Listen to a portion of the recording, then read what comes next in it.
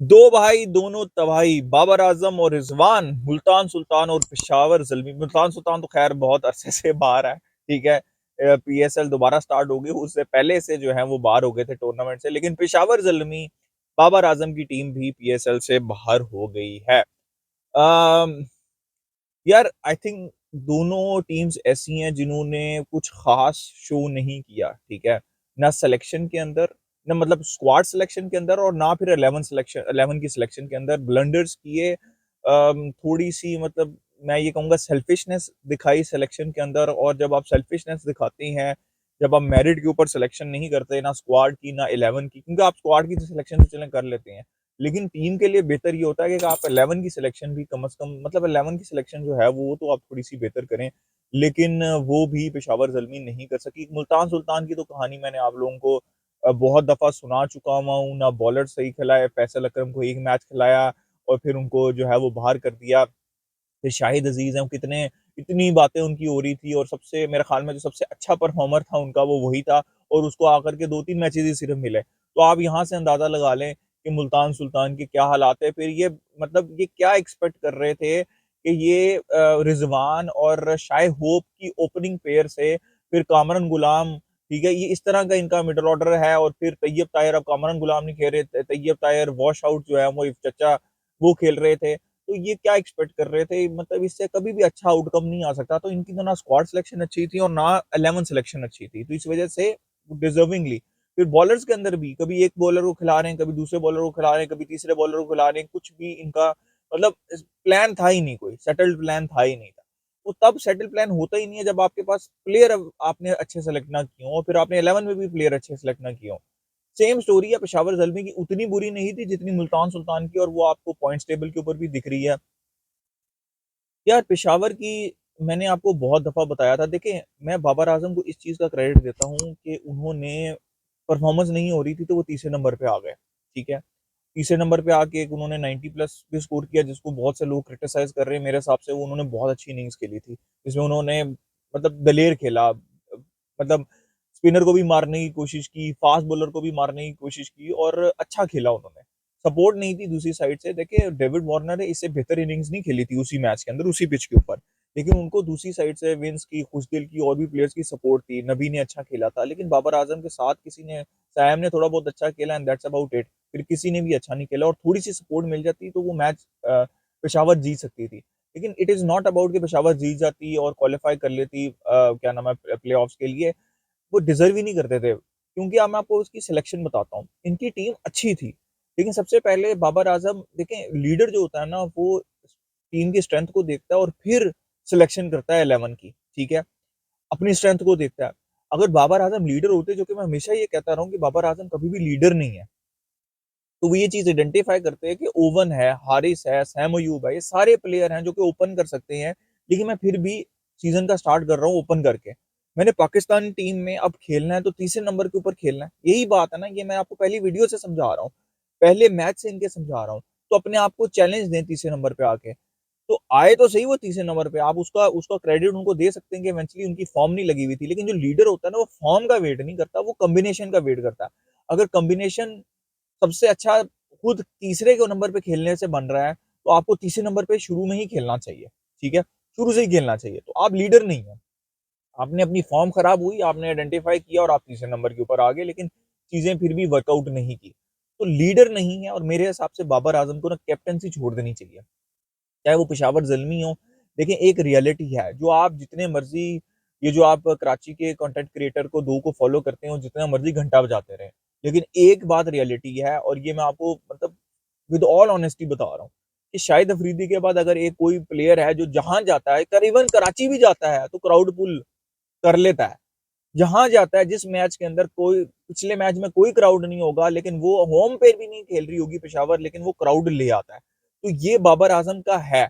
अब इसका परफॉर्मेंस से कोई ताल्लुक नहीं है, ठीक है। इसका कैप्टनसी से कोई ताल्लुक नहीं है, लेकिन ही इज वन ऑफ दो स्टार्स जो कि शाहिद अफरीदी के बाद क्राउड पुल करते हैं, तो वो इंपॉर्टेंट है लीग के लिए।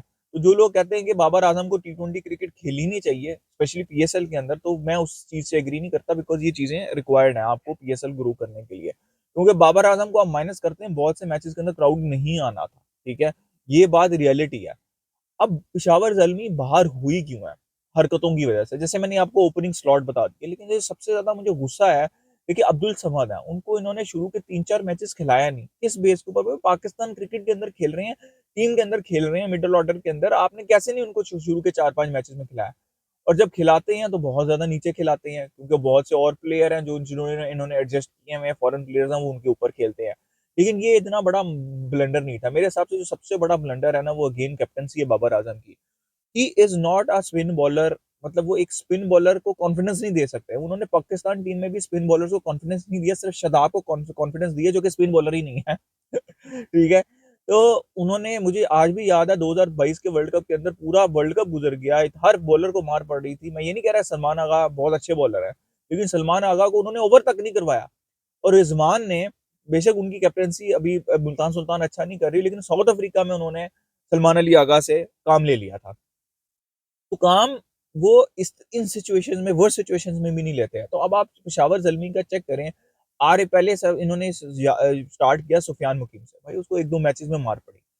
इनके पास सब कुछ था, इनके पास मेहरान मुमताज़ था लेफ्ट आर्म, फिर left arm chinaman Sufiyan Muqeem था इनके पास, फिर इनके पास लेग स्पिनर सारे विकेट टेकिंग आरिफ यकूब थे।